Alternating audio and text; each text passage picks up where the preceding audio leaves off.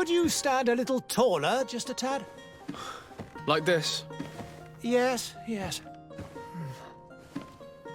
The chin a tiny bit lower. Gaze a little more to the right. There! Now, hold the pose. Greedfall is a new RPG game from a French studio, Spiders. They're a relatively small studio and they're known for their previous games, Bound by Flame and Technomancer. These said two games were mediocre, but is Greedfall the studio's best work yet? Stick with this review to find out. You thought that this guardian who sent us the animals couldn't have been acting alone. And I was right, sadly. You're hesitating. Indeed. Greedfall takes place on an island called Tir Fradee. This is a newly found island and it's ready for colonization. You play as D. Sardet, a legate of the Merchants' Congregation, one of the factions inhabiting and colonizing the island. Also, you're a cousin of Constantine, an appointed governor of New Serene, Congregation's capital city on the island. There are 5 factions on the island and it's your job to juggle between them. The story is incredible and it's an interesting premise. I think the 17th century colonization of foreign lands this game draws inspirations from is very unique. And all of the characters are voiced very well, especially the main ones. It's surprising considering the size of the studio, but the lip syncing on the characters is generally poor throughout the whole game. Also, there's a strange sickness called the Malachor ravaging the settlers, and you're trying to find a cure to heal it. I mentioned 5 factions. Throughout your journey, you'll be dealing with these factions. There are different ways to approach every quest, through dialogue, through sneaking, by putting enemies to sleep, and plenty more. It's your job as a legate to be diplomatic with all factions. There's also combat in this game, but some of that combat can be avoided with methods mentioned earlier. Accompanying you on the quests are your companions. Throughout the journey, you acquire 5 companions. You can equip different gear on them and they can be quite useful in combat. There are also companion quests which you should do. When you start the game, you'll be presented to choose a class. Warrior, Technical and Magic. But you can do crossover. You're not hard locked in the class you choose in the beginning.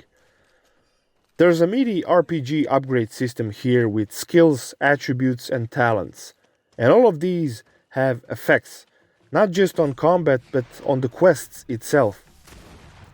If you have invested some points into charisma, you could persuade someone and potentially avoid combat.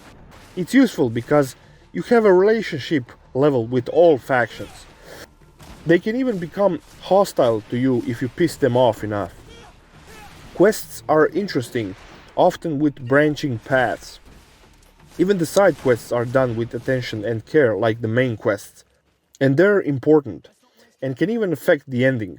Also, your actions impact the ending as well. The combat is awesome. It's basically similar to Witcher 3 combat system.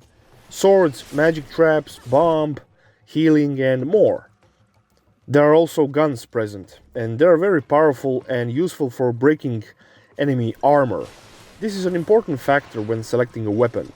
Also, what is brilliant, you have a tactical pause option which stops the game and lets you choose your next move.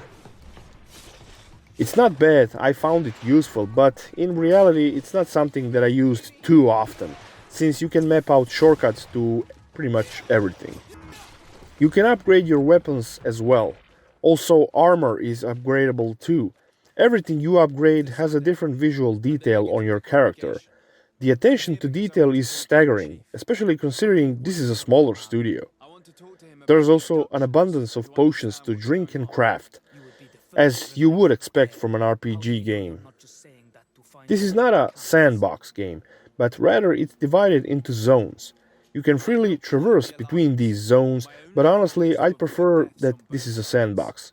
It somehow makes the game more whole. but maybe that's just my preference.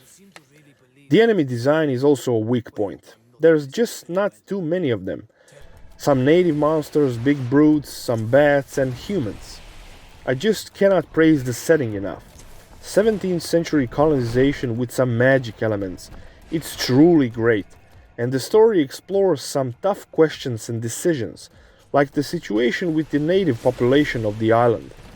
I really think that this game outperformed any BioWare games in terms of RPG elements, story, and design. Except maybe Dragon Age Inquisition. I saw that some reviewers who are still sucking on that BioWare cock are saying that this is a poor man's BioWare RPG, and that simply is not true. The lip syncing is pretty bad, but it's nowhere near as bad as Mass Effect Andromeda's facial expressions. If this game was made by BioWare, I guarantee that IGN, GameSpot, and the likes would praise this game to high heavens. This is a AA game trying to be a AAA game, and in my opinion, it succeeds in that. It cut corners in the graphical fidelity, but it doesn't compromise anything when it comes to gameplay. It's not a bad looking game, but it can look a little rough sometimes. Textures are nice, character models are fairly nice looking, and the lighting system is not half bad. Cut. And so the day has finally come. My royal fledglings are leaving the nest. Accompanied by their most loyal and tenacious... It's not cutting-edge graphics by today's standards, but it's also not last-gen looking. It's not great, but it's not bad. It's solid. I ran the game on my rig, i7 Haswell 4770 with 16 GB of DDR3, Vega 64 graphics card and an SSD. I was able to run it on 1080p 60 frames per second without any problems. I did notice stutter when traveling between zones, but that quickly stopped when you exit travel pause. Also, I really recommend playing this on a controller because it seems geared toward that. I found the default controls on keyboard and mouse just weird. I mean, you can remap them, sure, but the movements simply felt better on the controller. I used a controller that has Xinput, so it was automatically recognized as an Xbox controller and it worked flawlessly. Greedfall is an ambitious game and definitely a breakout title for the Spiders studio. It offers a mix of Witcher 3 and Dragon Age Inquisition RPG gameplay with great setting, an incredible story with plenty of choices and consequences possible in your playthrough. It's a 30 to 40 hours of great content if you're willing to look over some technical roughness. If I had to give a score to this game, I'd give it 8.9 out of 10.